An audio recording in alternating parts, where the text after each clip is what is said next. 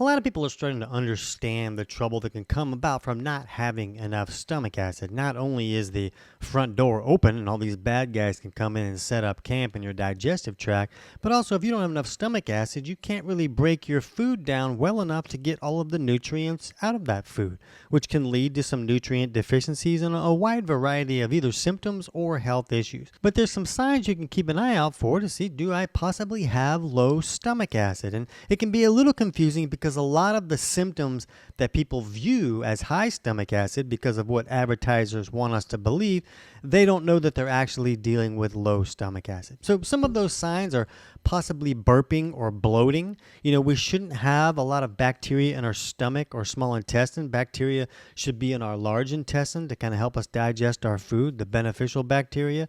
But a lot of people have bacteria in their stomach because there was not enough stomach acid there, and they came in and set up camp.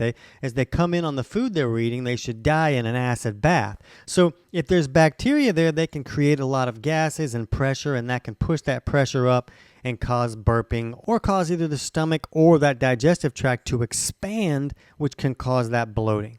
And what's interesting about low stomach acid is that a person is usually not going to experience all of these symptoms, and each person will experience different symptoms. So another possible sign of low stomach acid is acid reflux, and most people view that as, oh, I have too much acid, but it's actually you don't have enough stomach acid there to trigger a valve at the bottom of the esophagus that's supposed to close once that food is acidified. The problem is that valve is triggered by stomach acid. So if someone just has a small amount of stomach acid, it won't be enough to trigger that valve to close, and then the small amount will come back up and burn them.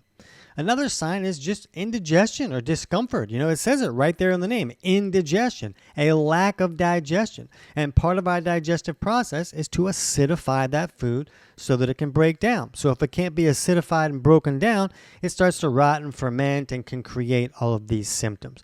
Nausea can be another sign, just because when that food has to break down by rotting and fermenting, that can create a lot of toxins and junk that makes the body feel a little bit lousy. You can also see signs in your stool, and constipation is a very common sign. Maybe you're seeing undigested food in your stool.